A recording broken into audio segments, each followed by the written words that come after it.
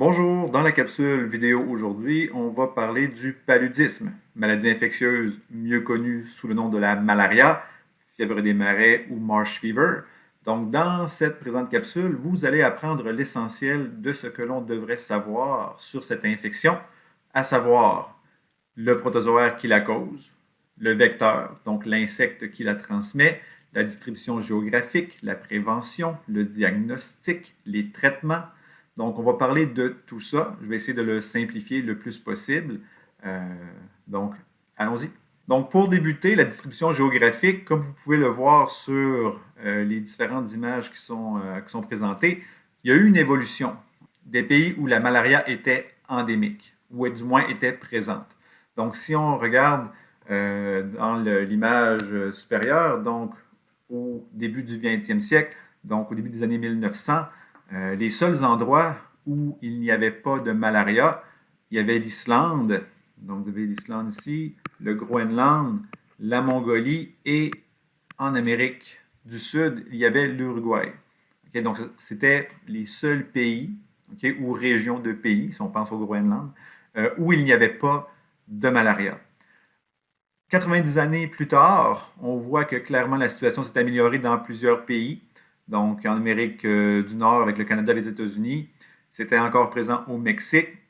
L'Europe, plusieurs pays avaient réussi à éliminer la malaria de leur territoire. Certains pays d'Asie, l'Océanie aussi, avec l'Australie. Et plus près de nous, donc en 2015, plusieurs pays ont réussi à éliminer la malaria et plusieurs pays sont en voie de le faire ou du moins ont des mesures de contrôle qui sont plus efficaces et on vise une élimination dans un avenir assez rapproché. Si on regarde la présente carte maintenant, donc c'est un regard un petit peu plus précis de la situation actuelle, donc en 2020. Donc on voit que la situation s'est améliorée dans plusieurs pays. On remarque aussi que le continent le plus affecté, c'est l'Afrique. En Afrique, il y a encore beaucoup de cas de malaria. En fait, 90% des cas à travers le monde sont rapportés dans certains pays d'Afrique, du moins en Afrique au total. Cela s'explique par la présence de vecteurs qui sont un petit peu plus agressifs envers l'être humain et de parasites, donc de protozoaires qui sont plus résistants et plus virulents aussi. Donc, vous remarquerez qu'on a l'Afrique du Nord, ou certains pays du Maghreb là, qui sont exempts de la malaria, mais vous avez aussi le Lesotho, petit pays enclavé là, en Afrique du Sud. Ça pourrait s'expliquer pour le Lesotho par le fait que ce pays-là est situé en altitude. Donc, plus on est haut en altitude, moins les vecteurs sont présents. Donc, c'est peut-être plus facile de contrôler la transmission, contrôler la présence de moustiques s'il y en a moins à la base. Donc, ça pourrait expliquer pourquoi le Lesotho est exempt de malaria. Je veux aussi souligner ce qui se passe au Sri Lanka. Le Sri Lanka en est à la deuxième, sinon la troisième éradication de la malaria. Donc, ils avaient réussi par le passé à éradiquer la maladie de leur territoire. Par la suite, donc avec ça des mouvements de population ou quoi que ce soit, la maladie avait été réintroduite, mais récemment, au cours des années 2000, le Sri Lanka a réussi, avec des efforts de prévention et de traitement, à éradiquer la malaria de son territoire. Donc, maintenant, ils font encore des efforts pour s'assurer que ça reste ainsi et qu'il n'y ait pas de réintroduction. Le micro-organisme responsable de la malaria est un protozoaire. Un protozoaire, c'est un micro-organisme unicellulaire eucaryote. Donc, il est formé d'une seule cellule et son bagage génétique est retrouvé dans un noyau. Comme vous et moi, l'être humain, nous sommes des organismes eucaryotes, donc notre bagage génétique, notre ADN se retrouve dans un noyau. Ce protozoaire-là, qui cause la malaria, font partie du genre Plasmodium. Et il y a plusieurs espèces. Donc, on a Plasmodium falciparum, Plasmodium vivax. D'ailleurs, ces deux premières espèces-là sont les plus, on va dire, dangereuses, celles qui causent les infections peut-être les plus graves. Et ce sont celles aussi que l'on retrouve le plus, particulièrement en Afrique. On a aussi Plasmodium ovale, malarié et knowlesi. Donc, ce sont toutes des espèces qui vont pouvoir causer la malaria.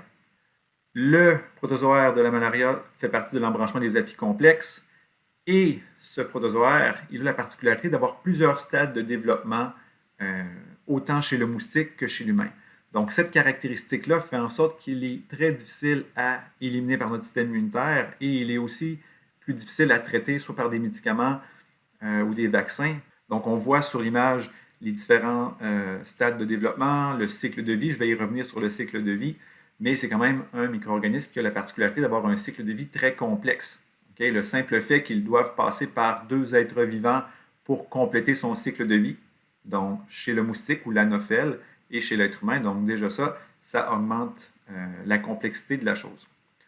Une particularité du protozoaire, particulièrement chez Plasmodium falciparum, c'est la présence d'une protéine qui est exprimée, qui s'appelle PFEMP1. Donc cette protéine-là, quand le protozoaire se retrouve dans les cellules sanguines humaines, donc dans vos érythrocytes ou vos globules rouges, le protozoaire va exprimer certaines protéines qui seront placées à la surface. Donc, on les voit un petit peu ici. Donc, les protéines seront exprimées à la surface. On voit l'espèce de petit Y là, que vous voyez. Ce sont les anticorps que la personne produit pour contrer ce protozoaire-là. Donc, ça, c'est quand même bien. Notre système immunitaire veut lutter. Mais la lutte, elle est très difficile. Pourquoi? Parce que le protozoaire va utiliser une 60aine de gènes différents pour produire ces protéines-là. Donc, la protéine peut évoluer, peut changer d'un protozoaire à l'autre, d'une cellule à l'autre. Donc, notre système immunitaire a beaucoup de difficultés à les attaquer avec efficacité. Et ces protéines-là, qui sont exprimées à la surface de nos érythrocytes, donc de nos globules rouges, vont permettre aux parasites de séquestrer plusieurs cellules à un endroit dans un tissu donné. Donc, par exemple, vos globules rouges pourraient s'agglomérer, se retrouver dans un endroit à quelque part dans votre corps, dans un organe quelconque, et on va concentrer beaucoup des cellules infectées à cet endroit-là. Et c'est là où il va y avoir beaucoup de reproduction asexuée. Mais tout ça est dû à une protéine qui s'appelle la protéine PFEMP1. Donc, cette protéine-là étant particulière au protozoaire, ça peut être une cible pour la production de vaccins ou quoi que ce soit, mais comme je l'ai dit, c'est une protéine qui est très, très, très variable, donc ça devient difficile de l'attaquer avec précision. Donc, le cycle de vie comme tel, on va le séparer en deux. Donc, il y a la reproduction que l'on va dire asexuée qui se passe chez l'humain et la reproduction sexuée qui se passe dans le moustique. Ce qui doit se produire pour que la maladie se transmette, donc un être humain doit être piqué par un moustique, donc par l'anophèle. Donc, un moustique va venir nous piquer, va prendre de notre sang, mais en absorbant notre sang, l'anophèle, elle va libérer des sporozoïtes, donc des protozoaires dans notre sang. D'ailleurs, les sporozoïtes, chez le moustique, s'accumulent dans les glandes salivaires du moustique. Donc, dès que le moustique va vouloir boire de notre sang, eh bien, il va injecter quelques sporozoïdes dans notre sang et nous serons infectés comme ça. Donc, une fois que le moustique a pris son repas de sang, les sporozoïdes vont se diriger vers notre foie, donc vers les cellules hépatiques. Dans les cellules hépatiques, le protozoaire va se multiplier en très grande quantité. On va retrouver des schizons, qui sont des accumulations de protozoaires dans les cellules hépatiques. Éventuellement, les cellules vont se rompre et elles vont libérer des mérozoïtes. Donc, une très grande quantité de mérozoïtes qui, eux, vont circuler dans le sang et vont aller infecter nos globules rouges. Une fois dans les globules rouges, il y a deux choses qui peuvent se produire.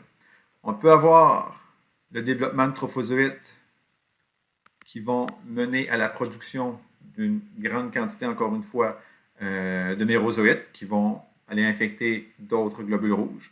Donc, ce stade-là, quand on est rendu au stade sanguin, c'est là où les personnes ont le plus les symptômes. Parce qu'au niveau du stade hépatique, souvent les personnes sont asymptomatiques, mais au niveau sanguin, il y a une reproduction un petit peu plus rapide, donc on va avoir des symptômes. Donc ça, c'est le cycle où on a la production d'une très grande quantité de protozoaires. Mais pour que le cycle se complète, certains des protozoaires vont devenir des gamètes, donc des cellules pouvant mener à la reproduction sexuée du moustique. Donc, la reproduction sexuée ne se fera pas chez l'être humain. Il faudra qu'un autre moustique vous pique, donc quelques jours, quelques semaines, je devrais dire, après votre première piqûre de moustique. Vous avez vous-même produit plusieurs protozoaires, donc plusieurs plasmodiums. Et parmi ceux-ci, vous allez avoir dans le sang des gamètes femelles et des gamètes mâles, qu'on appelle les gamétocytes. Donc, ces cellules-là vont être absorbées dans le repas de sang d'un autre moustique, donc un moustique qui vous pique pour la deuxième fois. Et ces gamètes-là, par la suite, vont entreprendre la reproduction sexuée dans le moustique comme tel. Donc ici, on est à l'intérieur du système digestif du moustique. Donc, 15 minutes après que le moustique ait absorbé ou ait bu de votre sang, donc on a les gamètes mâles, les gamètes femelles qui vont être présentes. Il va y avoir formation du zygote, donc fécondation.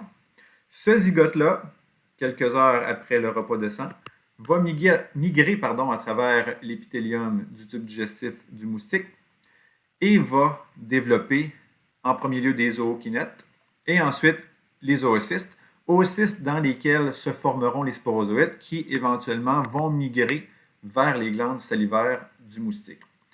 Quelque chose à ne pas négliger quand on parle du cycle de vie, il ne faut pas oublier que chez le moustique aussi a un système immunitaire qui cherche à éliminer ces protozoaires-là. Donc, le protozoaire va, encore une fois, évoluer dans son stade de vie, va exprimer des protéines différentes, donc le moustique va lui-même avoir de la difficulté à lutter. Mais comme tel, le protozoaire n'a pas d'effet néfaste sur la santé ou la survie du moustique. Donc, si je reviens plus précisément là, sur ce qui se passe dans le corps de l'être humain, donc on a encore une fois un anophèle femelle qui pique, elle vous injecte des sporozoïdes qui migrent vers vos cellules hépatiques. Et là, il y a une particularité. Pour certains protozoaires, donc Plasmodium falciparum, il peut y avoir formation d'hypnozoïdes. Les hypnozoïdes, c'est quoi? Ce sont des cellules dormantes. Donc, ces cellules-là pourraient demeurer au niveau du foie, sous forme dormante. La personne, par exemple, pourrait ne pas avoir de symptômes, peut-être même passer des tests qui pourraient, dans certains cas, passer un petit peu inaperçus, surtout si les tests sont seulement sanguins, donc microscopiques. On prend un échantillon de sang et on regarde au microscope. Je reviendrai un petit peu plus tard là-dessus. Donc, on pourrait ne pas détecter ces personnes-là. Et éventuellement, si les hypnozoïdes reprennent une forme plus active, là, les symptômes pourraient apparaître, mais déjà là, souvent, il est trop tard, donc le micro-organisme est actif. Et si la personne se fait piquer une seconde fois, donc là, un deuxième moustique pourrait absorber encore une fois les gamétocytes et le cycle de reproduction du protozoaire continuerait. Donc, hypnozoïde, c'est un concept à retenir. Mais concept normal ou, disons, cycle de vie normal, on a les sporozoïdes qui atteignent les hépatocytes, donc les cellules du foie.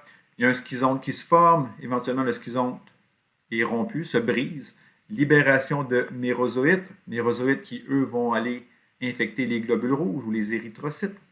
Dans le globule rouge, d'ailleurs, j'ai oublié de le mentionner, mais dans le globule rouge, le premier stade que l'on va voir de l'infection de ces érythrocytes-là, c'est ce qu'on appelle le ring. Parce que littéralement, on va avoir l'impression qu'il y a une petite bague dans les globules rouges. Donc ça, c'est le premier stade de développement du protozoaire dans vos globules rouges. Et c'est un des stades de développement que l'on peut observer au microscope. Donc, ce trophozoïde jeune-là, la forme de l'anneau. Et au microscope, on va pouvoir voir aussi les gamétocytes.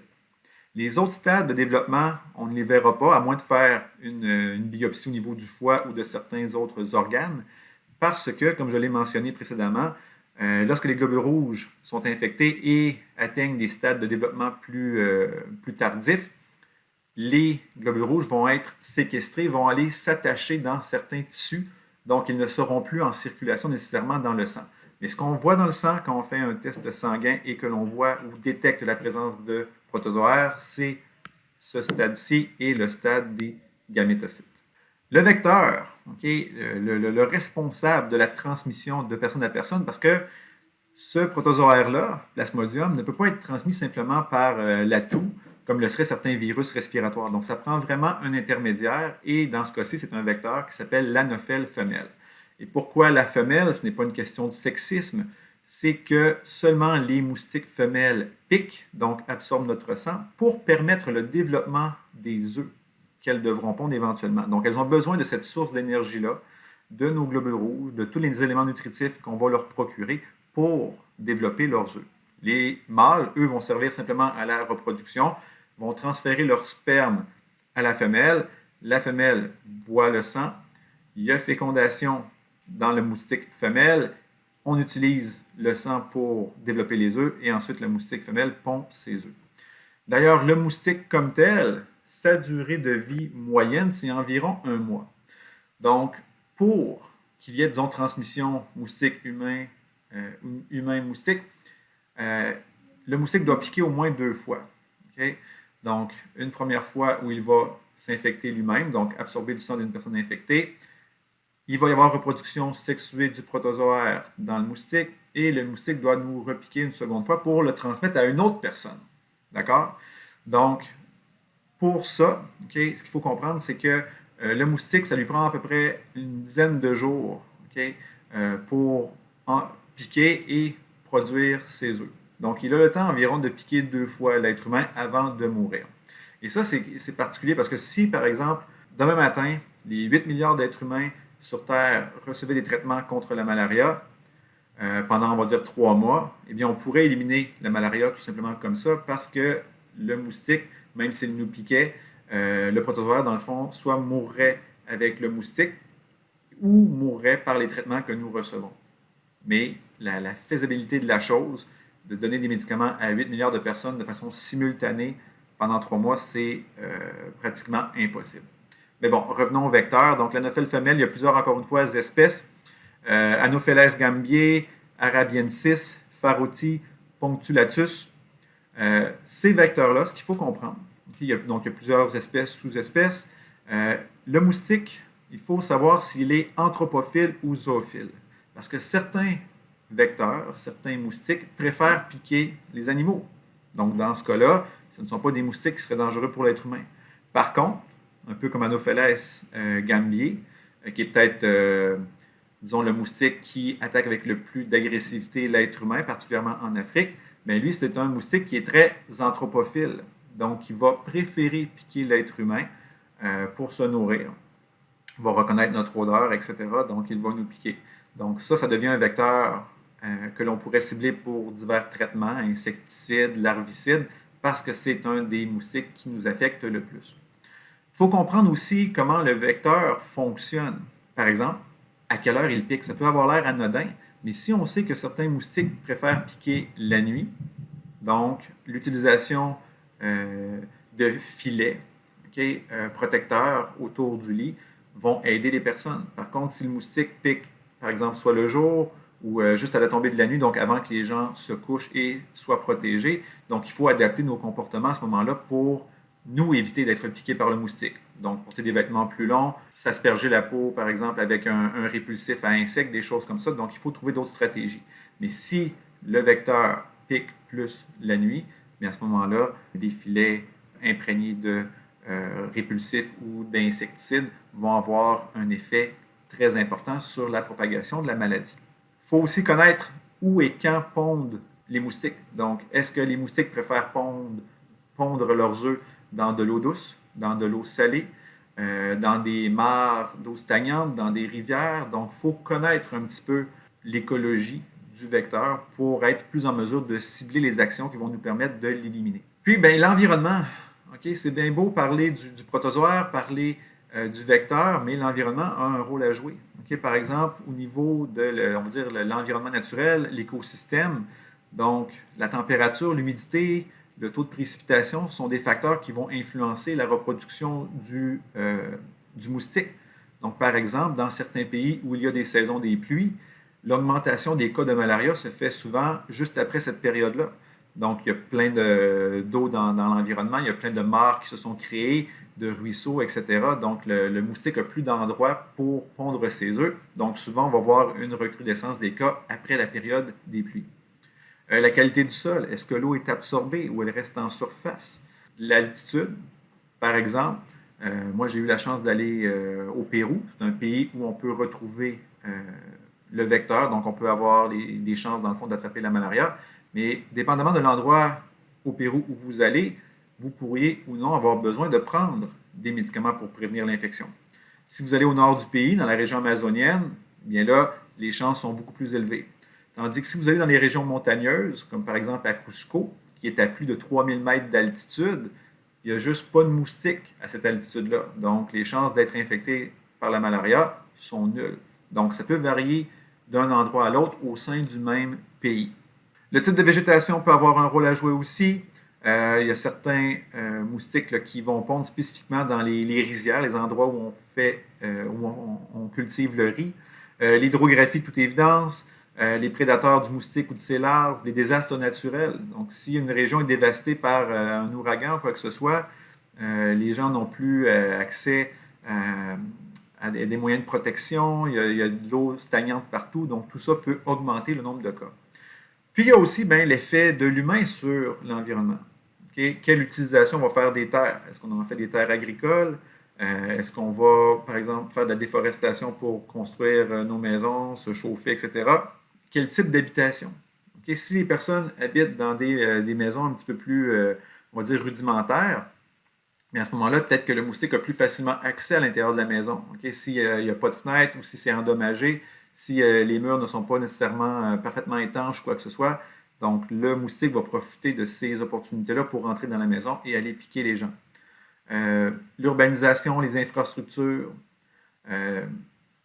on peut penser que la malaria va être plus commune dans les régions rurales, mais on voit beaucoup d'éclosions dans les grandes villes. Il suffit que le moustique trouve un endroit où aller pondre ses œufs, puis la propagation peut se faire. Gestion de l'eau, purification de l'eau, gestion des déchets, développement aussi, donc les routes, les rails, les barrages, les digues, l'irrigation. Okay? Si on veut faire de l'irrigation pour cultiver les terres, on amène de l'eau. Donc, est-ce que ça va, encore une fois, favoriser le développement des moustiques? C'est possible.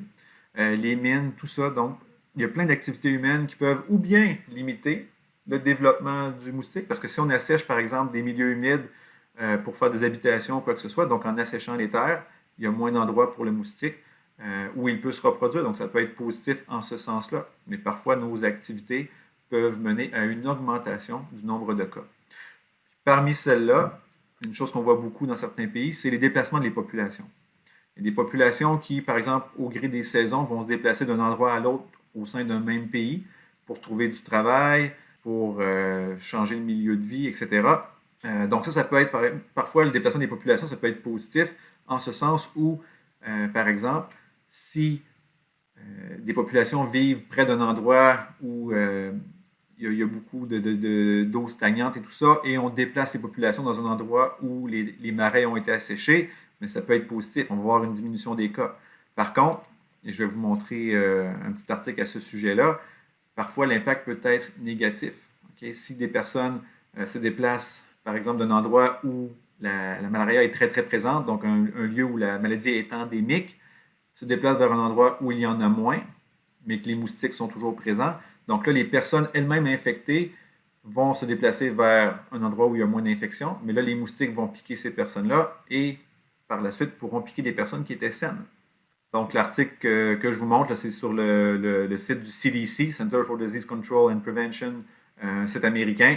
Donc, on peut voir l'impact des populations qui se déplacent et de la transmission de la malaria. Donc, vous pouvez aller lire ce texte-là. Je mettrai l'adresse dans la description de la vidéo si vous voulez avoir plus de détails, mais c'est sur le CDC. C'est assez facile à trouver. D'ailleurs, aussi, on va voir souvent des recrudescences d'eau de malaria quand il y a des déplacements, par exemple, pour des réfugiés de catastrophes naturelles ou de guerre ou quoi que ce soit, parce que souvent, les habitations ne seront pas parfaites pour protéger ces gens-là, puis les moustiques peuvent les attaquer plus facilement. Donc maintenant, chez l'être humain, on a parlé du protozoaire lui-même, on a parlé du vecteur, mais qu'est-ce qui se passe une fois que je me fais infecter? Donc, les symptômes, généralement pour on va dire la malaria moins sévère ou de base, on va avoir de la fièvre, des maux de tête, de la fatigue, des douleurs musculaires, des vomissements. Mais pour la forme plus grave, on peut avoir des troubles neurologiques beaucoup plus importants, de l'anémie et ultimement la mort. Malheureusement, la mort va survenir surtout chez les enfants de moins de 5 ans qui ont un système immunitaire moins efficace pour lutter contre ce parasite-là et ce sont des millions d'enfants qui meurent par année de la malaria. Pour les personnes plus âgées, donc adolescents, adultes et tout, donc on peut contracter la malaria, en guérir, la contracter de nouveau. Donc tout ça peut faire en sorte que notre système immunitaire donc, développe une réponse immunitaire acquise avec des anticorps, lymphocytes B et T, et on va lutter plus efficacement contre le parasite à ce moment-là. Ce qui va faire en sorte que des gens vont souvent être asymptomatiques ou avoir des symptômes qui vont être très faibles. Donc souvent, ces personnes-là ne vont pas chercher de l'aide, ne vont pas aller à l'hôpital, ne vont pas se faire diagnostiquer, vont être porteurs du parasite en eux et des moustiques vont les piquer et le cycle va se poursuivre. Aussi, il y a l'aspect social, behavioriste, comportementaliste des gens eux-mêmes. Par exemple, la migration, j'en ai parlé, les réfugiés, donc les mouvements de population peuvent amener avec eux soit le parasite, mais peuvent aussi faire en sorte qu'on va avoir plus de personnes vulnérables à des attaques par les moustiques. Donc, ces personnes-là, les réfugiés, par exemple, qui se déplacent pour diverses raisons, pourraient être plus vulnérables. Il y a aussi, et ce n'est pas à négliger, l'éducation ou le niveau de connaissance des personnes. Donc, les gens doivent comprendre et vouloir participer aux efforts. Même si une organisation, l'OMS, peu importe, un gouvernement veut instaurer ou mettre en place des méthodes de prévention ou de traitement, mais il faut que la population y adhère. Si ça ne fonctionne pas, la mesure ne fonctionnera pas non plus. Juste vous donner l'exemple avec l'image que vous voyez ici. Donc, on avait un médicament, qui est une combinaison de médicaments à base d'artémisinine. Donc, cette combinaison-là de médicaments était efficace jusqu'à 98%. Donc, on devrait avoir beaucoup de cas qui sont guéris, beaucoup moins de transmission si tout se passe bien. Mais l'étude a été réalisée en Tanzanie et sur, par exemple, 1000 personnes qui avaient des symptômes et qui avaient été infectées par la malaria. C'est pas tout le monde, à la base, qui est allé se faire traiter, donc qui est allé chercher de l'aide. On a déjà perdu une centaine de personnes. Est-ce que les gens sont allés chercher de l'aide assez rapidement aussi? Parce que si ça prend quelques jours, quelques semaines avant que les gens se déplacent vers un centre de santé, on a le temps de développer le parasite et on a le temps de le transmettre à d'autres moustiques. Donc déjà là, on perdait près de la moitié des patients. Et ainsi de suite. Est-ce que les personnes, par exemple, ont reçu le médicament? Donc, on leur a prescrit le bon médicament en fonction du diagnostic qui a été donné. Est-ce que la personne a effectivement bien pris le traitement? Donc, par exemple, si on donne 5 comprimés à la personne et qu'après 2 ou 3 comprimés, la personne se sent mieux et ne prend pas les 2 autres, mais ça pourrait faire en sorte que certains parasites ont survécu et la maladie va se poursuivre. Donc, tous ces facteurs-là tenus en compte, on s'est retrouvé avec seulement 110 cas de personnes qui ont effectivement été guéries. Donc, c'est énorme. On a une perte de 89% de l'efficacité de notre traitement simplement par des facteurs humains. Donc, c'est vraiment quelque chose d'important. Aussi, il y a la perception du risque et de sévérité de la maladie. Si vous êtes un jeune adulte et que pour vous, la malaria, c'est simplement des petits maux de tête puis une fièvre somme toute légère, vous ne serez peut-être pas aussi enclin à vous faire vacciner ou à prendre la médication. Tandis que si vous êtes une maman, un père de famille, un jeune enfant, là, les risques sont plus grands. Donc, il faut faire attention à ça aussi parce qu'une personne pourrait ne pas vouloir prendre ses traitements, mais elle pourrait devenir à ce moment-là un endroit, un réservoir pour le parasite. Les moustiques piquent cette personne-là et peuvent aller piquer par la suite des personnes vulnérables. Donc, il faut faire attention à ça aussi. Et le dernier point, la politique, les gouvernements, les compagnies pharmaceutiques ou autres, les fondations qui gèrent des fonds énormes pour venir en aide aux personnes qui souffrent de malaria, bien, ça peut paraître bête comme ça, mais il y a beaucoup de décisions qui se prennent au niveau politique. Est-ce qu'on va instaurer telle ou telle mesure pour contrer la propagation du moustique, la propagation du plasmodium? Donc, il y a plein de décisions qui se prennent en fonction justement des agendas des personnes, des budgets aussi pour le gouvernement. Ce sont des millions de dollars qui sont investis, sinon des milliards par année pour lutter contre la malaria. Donc, ce ne sont pas des décisions qui doivent être prises à la légère. Donc, il y a plusieurs joueurs qui doivent se réunir pour prendre des décisions. Puis, il y a un concept important, je ne vais pas insister trop là-dessus, mais pour la malaria, c'est la complexité de l'infection. Ce que ça veut dire, c'est qu'au sein d'une même personne qui est infectée, donc qui est porteuse du parasite, elle pourrait être infectée par plusieurs variantes du protozoaire. Donc, ces différentes variantes-là pourraient répondre de façon tout aussi différente au traitement. Donc, si vous êtes porteur, par exemple, de 3 variantes du plasmodium, bien, si vous prenez un traitement, un médicament, par exemple, qui pourrait peut-être éliminer seulement 2 de ces 3 variantes-là.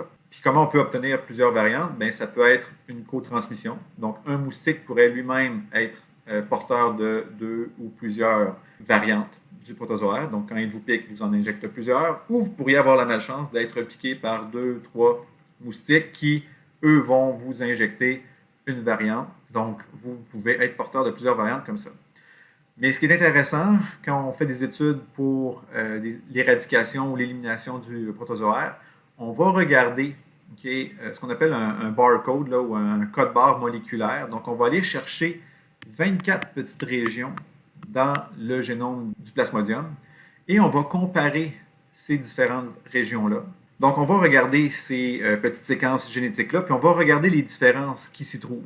Okay? Donc, par exemple, si vous regardez ici, on a 2 variantes qui ont le même nucléotide dans cette position-là, mais celui du centre, donc le D6, a une variante, donc il y a une mutation qui s'est produite.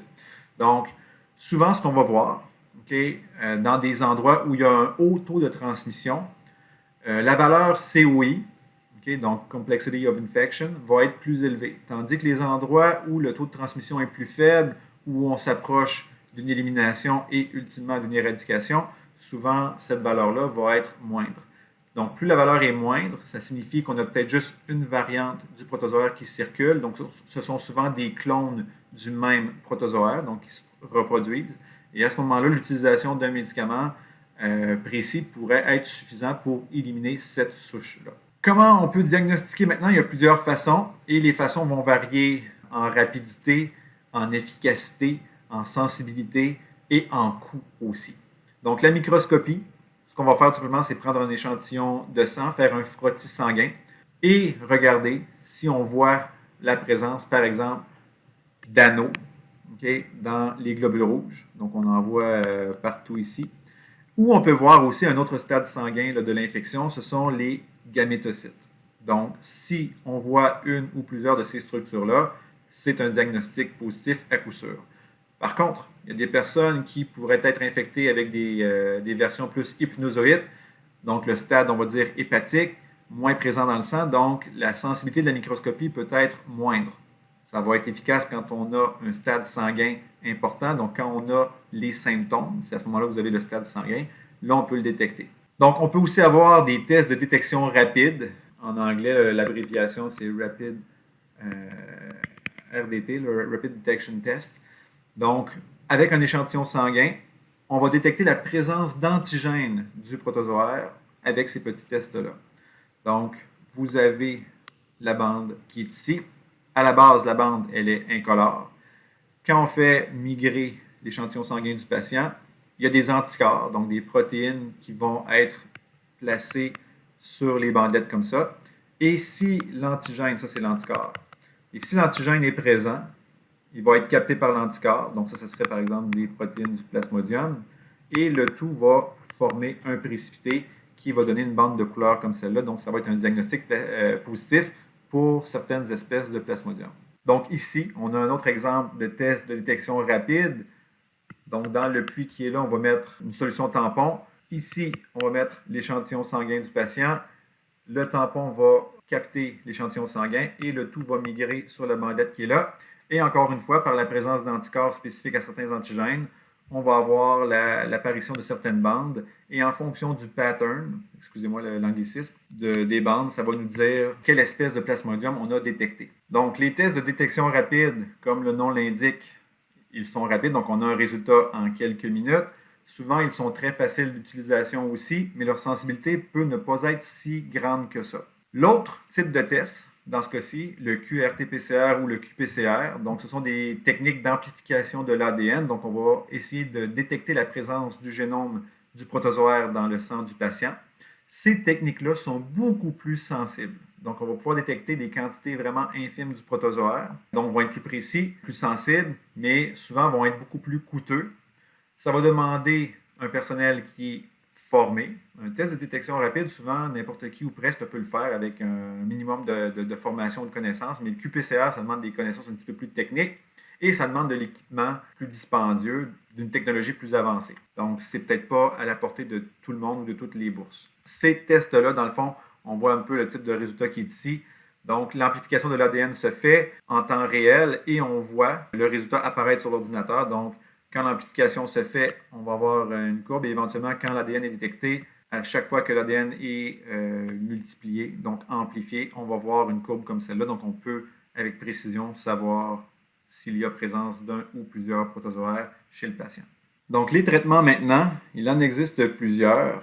Commencer par la quinine, chloroquine, hydroxychloroquine ou primaquine. La quinine comme telle, c'est un extrait d'un arbuste d'Amérique du Sud que l'on a utilisé pour développer cette substance-là qui peut empêcher l'infection. Donc, ça peut être des médicaments que l'on prend de façon prophylaxique. Donc, par exemple, moi, quand je suis allé au Pérou ou au Guatemala, j'ai pris de façon préventive ces médicaments-là, de la chloroquine entre autres. Donc, une semaine avant mon départ, à chaque semaine où j'étais présent dans ces pays-là et 3 semaines après mon retour, donc mon corps était chargé de ces molécules chimiques-là. Et si par malchance j'avais été piqué par un moustique et que le protozoaire m'était transmis, donc on aurait pu l'éliminer avant même qu'il ne s'installe et cause des dommages. Donc on a ces traitements-là. Primaquine est un exemple aussi. Des molécules un petit peu plus, on va dire, importantes et souvent des combinaisons de médicaments à base d'artémisinine. L'artémisinine, c'est une molécule chimique naturelle qui est produite dans une plante, Artemisia annua, qui est utilisée en médecine chinoise depuis plus de 2000 ans. Donc, c'est quand même assez exceptionnel là, de voir que ce savoir-là ou ces connaissances-là étaient présentes il y a des milliers d'années. Maintenant, on a purifié et on utilise cette substance-là en combinaison avec d'autres médicaments. Donc, les ACT, donc les médicaments à base d'artémisinine, qui sont une combinaison, dans le fond, de plusieurs molécules qui vont attaquer différents types de protozoaires et vont les attaquer de différentes façons. Donc, on a le Coartem, qui est une marque connue de ce type de médicaments-là. Et ce sont pour l'instant les médicaments qui sont peut-être les plus utilisés parce qu'ils sont les plus efficaces et la résistance est somme toute moindre pour l'instant. Chose importante, chez l'être humain, certaines personnes vont avoir une déficience dans la protéine G6PD.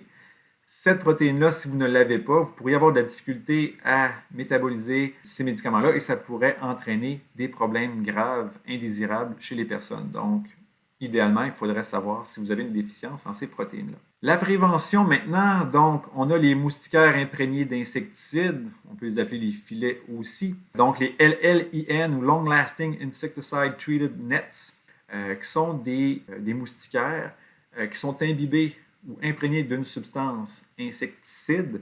Donc, si le moustique se pose dessus, il va absorber l'insecticide et il va mourir pratiquement instantanément.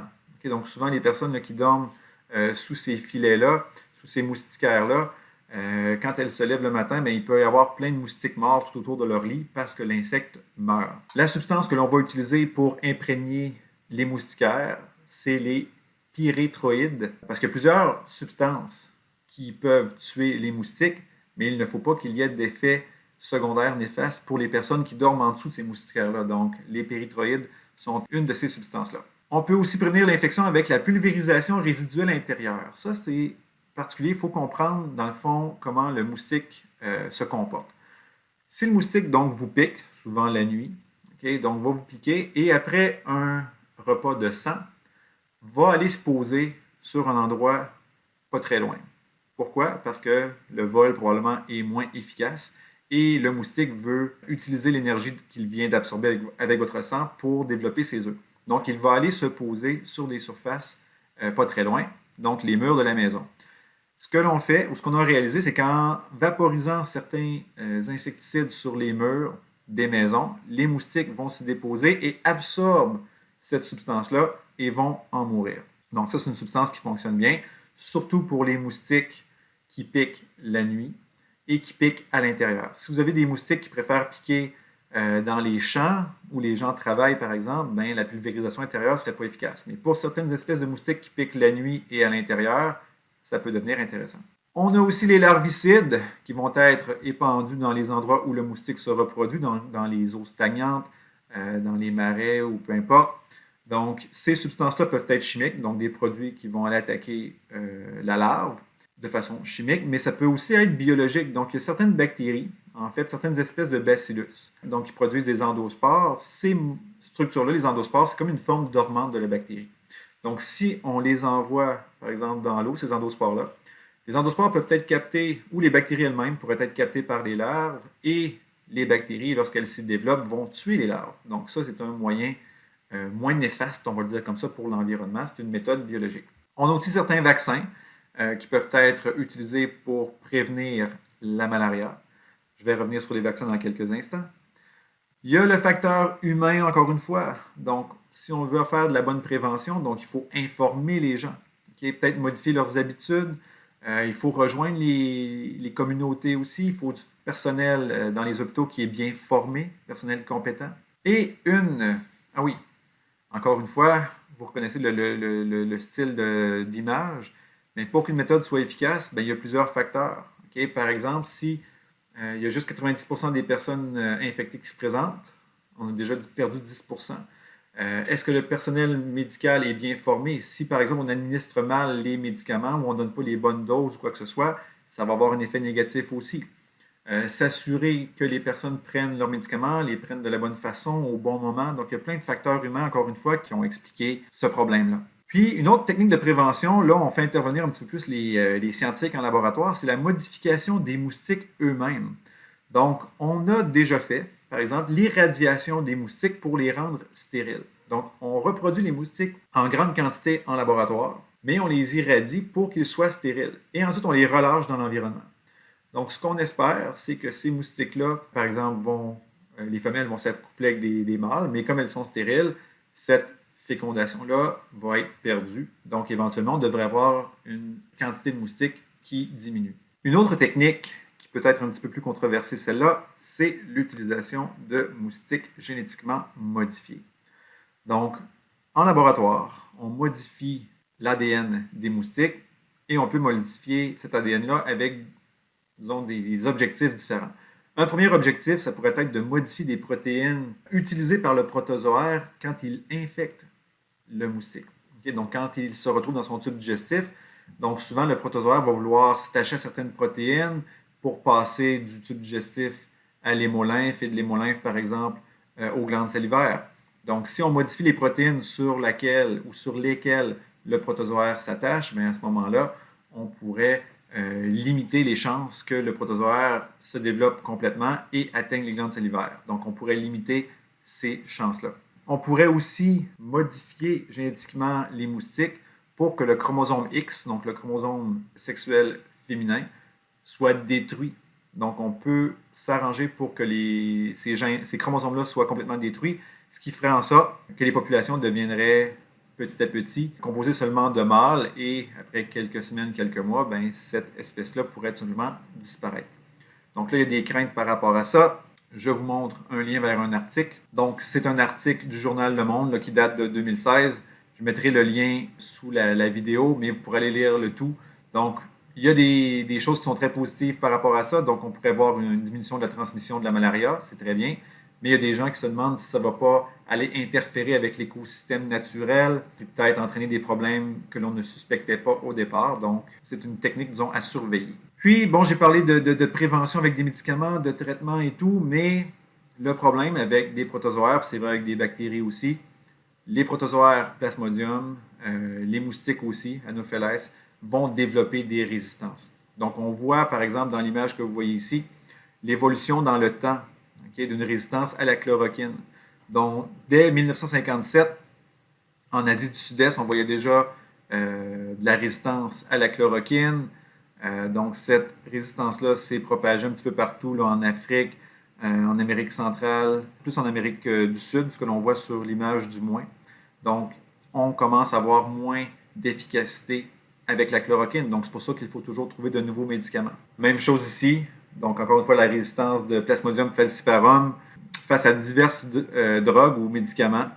Donc, une résistance à la chloroquine, une résistance à l'artémisinine aussi, donc qui est une nouvelle méthode de lutter contre ce parasite-là. Et déjà, on voit de la résistance apparaître. Donc, il y a de quoi s'inquiéter un petit peu, surtout qu'on voit là, que la résistance, là, ou du moins les protozoaires résistants semblent se déplacer avec les êtres humains ou avec les insectes eux-mêmes. Donc, on a aussi une augmentation de la résistance des moustiques eux-mêmes face aux traitements insecticides que l'on applique. Par exemple, certains insecticides que l'on vaporise sur les murs internes d'une maison. Donc, les moustiques, comme je le disais tout à l'heure, vont aller s'y déposer. Normalement, le produit est absorbé par le moustique, mais là, ce qui arrive, c'est qu'on voit, et ça a été démontré, que certains exosquelettes des moustiques deviennent moins perméables à ces substances chimiques-là.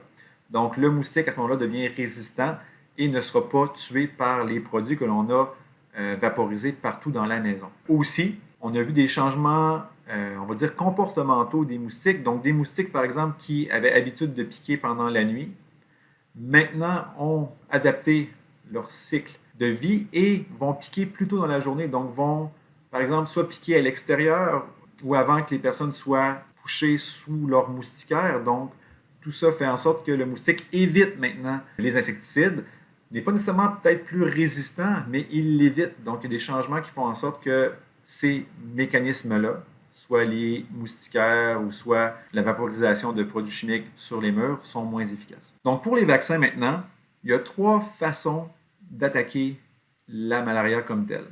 On pourrait vouloir bloquer l'infection à la base. Donc, si on cible les sporozoïtes, donc on vous injecte par exemple des protéines retrouvées sur les sporozoïtes, donc quand le moustique vous pique, les sporozoïtes vous sont transmis et votre système immunitaire répond rapidement en les bloquant, donc en empêchant les sporozoïtes d'atteindre vos cellules hépatiques et de s'y reproduire. Donc là, on bloquerait vraiment l'infection, on ne développerait même pas la malaria. Donc c'est le cas là, du vaccin qui est ici, le RTSS, qui est un des vaccins là, sur lequel on fonde beaucoup d'espoir, surtout pour la vaccination des enfants. Ensuite, on pourrait avoir un vaccin qui cible la maladie comme telle. Donc, on a été infecté, mais on va limiter l'impact négatif que le protozoaire a sur nous. Donc, on va cibler les stades sanguins. Okay? Donc, en attaquant cette région-là ici, donc une fois que le protozoaire est déjà malheureusement en vous, eh bien, on va avoir des symptômes, des effets négatifs moins importants. Donc, c'est plate dans un sens, okay? Mais ça peut faire en sorte qu'éventuellement, si on vous traite avec des médicaments, vous allez tuer le parasite, mais le vaccin va vous avoir aussi aidé à attaquer les mérozoïtes et à avoir des effets de la maladie qui seront un petit peu moins graves. Okay? Et ça pourrait aussi empêcher ces mérozoïtes-là de devenir des trophozoïtes matures et ultimement de devenir des gamétocytes.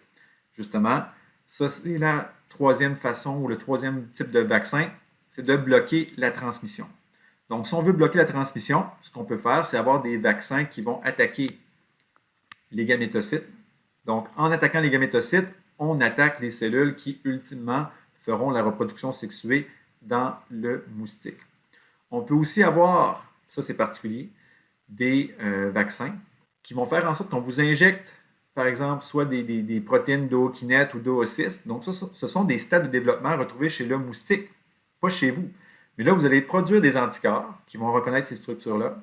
Mais c'est quand le moustique va vous piquer et absorber vos anticorps que vous avez produits, vos anticorps vont aller se fixer sur les ookinètes ou les oocystes du protozoaire dans le moustique et vont bloquer son développement à ce moment-là. Quand on a des vaccins comme ceux-là, qui bloquent la transmission, on parle à ce moment-là de vaccins altruistes. Parce que comme tel, ça ne change pas le sort de la personne. La personne est déjà infectée, mais ça va limiter la transmission, donc ça va être altruiste dans le sens où on va prévenir des infections chez d'autres personnes en bloquant la transmission par le moustique. Donc ici, juste pour terminer, là, pour les vaccins, je vous montre une petite image, disons, de l'évolution ou du long processus qui a été mis en place là, pour le développement du vaccin RTSS qui est utilisé maintenant chez les enfants. Encore une fois, pour ceux que ça intéresse, je vais mettre un lien là, sous la vidéo avec un article où on étudie, où on démontre l'efficacité de ce vaccin-là avec une étude qui a été échelonnée sur 7 ans. Donc, c'est un article scientifique qui a été publié dans le New England Journal of Medicine, qui est quand même un journal très, très bien coté avec des comités d'évaluation par les pairs. Donc, c'est une étude très solide. Et maintenant, que nous réserve le futur par rapport à la malaria? Bien, c'est sûr que ça peut paraître bizarre, mais les changements climatiques pourraient avoir un effet sur la transmission de la malaria. Pourquoi? Avec le réchauffement de certains endroits dans le monde, Des endroits où le moustique ne pouvait pas survivre, maintenant, il pourrait le faire. Donc, si vous regardez l'image à droite, donc on a en jaune, disons, les endroits dans le monde où on a présence de Plasmodium falciparum, donc du protozoaire. Les régions en vert sont des régions où le protozoaire ne pourrait pas survivre, où les moustiques, par exemple, ne pourraient pas survivre. Mais en rouge, ce sont des endroits qui pourraient devenir des endroits susceptibles pour le développement des moustiques et du protozoaire. Donc, on voit même des régions là, aux États-Unis, par exemple en Floride, divers pays où la maladie avait été éradiquée, mais avec les changements climatiques, tous les mouvements de population qui risquent de survenir aussi, on pourrait avoir des déplacements de protozoaires ou de moustiques qui vont faire, ou de personnes qui sont elles-mêmes infectées, et la malaria pourrait réapparaître dans des endroits où on n'en avait plus. Dans un monde idéal, on va développer de nouveaux médicaments, de nouveaux vaccins, de nouveaux insecticides, donc plein de nouveaux outils pour nous aider à lutter contre ce problème-là. L'éradication comme telle, elle est possible, mais ça va être un travail très, très, très difficile. De tous les instants, il ne faut jamais baisser la garde, même si on voit que la situation s'améliore. Il faudra éviter un petit laisser-aller qui pourrait permettre un retour en force de la malaria. Puis aussi, bon, j'ai mis plusieurs liens, sites web importants. Si vous voulez plus d'informations, vous avez toujours le lien vers l'Organisation mondiale de la santé qui explique très bien la malaria, autant en français qu'en anglais. Le CDC, qui est en anglais, ce site-là, mais il y a beaucoup d'informations là-dessus. Si vous voulez voyager, je vais vous montrer le lien. Vous voulez voyager, vous voulez vous rendre dans certains pays, par exemple, je vais dire, je ne sais pas moi, la Tanzanie ou peu importe. Donc, sur ce site-là, qui est un site du CDC aussi, donc vous avez les endroits dans le pays où il y a la malaria, quel type de résistance aux médicaments, quelle espèce, et qu'est-ce qu'on vous recommande de faire, par exemple, comme prophylaxie. Donc, en Tanzanie, par exemple, là, vous avez toutes les régions qui sont en bas d'une altitude de 1800 mètres, par exemple, peuvent être des endroits où on retrouve de la malaria. Il y a de la résistance à la chloroquine. Les espèces retrouvées, c'est à 85% Plasmodium falciparum, donc qui est quand même une espèce assez importante, assez virulente. Puis, ce qu'on vous conseille de prendre, par exemple, pour prévenir une infection. Donc, vous avez là tous les pays, vous pouvez les retrouver là-dedans. Donc, ça vous donne de l'information si vous voulez visiter ces pays-là. J'ai mis un lien vers Santé Canada qui explique bien aussi la réalité de ce qu'est le paludisme, donc les causes, les symptômes et tout. Au Canada, il y a très peu de cas, sinon pas du tout, de malaria, mais quand même, pour les voyageurs et tout, ça peut être intéressant. Le manuel Merck, qui est un manuel de base avec plein d'informations sur plein de maladies infectieuses, peut être une bonne référence aussi. Et ça, c'est intéressant. C'est l'histoire d'une éradication réussie en Italie. Donc, en Italie, il n'y a pas si longtemps que ça, il y avait encore de la malaria. C'était un pays qui était quand même assez touché par le protozoaire et le moustique. Puis, dans les années, je crois, c'est 1970, l'Italie a été déclarée exempte de malaria, mais il y a quand même eu plusieurs périodes dans l'histoire du pays où la malaria était importante, où on a eu beaucoup de problèmes. D'ailleurs, le terme malaria vient de l'italien, qui veut dire le mauvais air. Donc, on croyait que la maladie était contractée dans l'air environnant, ce qui n'est pas totalement faux si on sait que le moustique se déplace en volant, mais bon, vous pourrez aller jeter un œil là-dessus. Donc voilà, il y a beaucoup d'informations dans ma capsule. J'espère que vous en savez maintenant un petit peu plus sur la malaria. Bonne journée.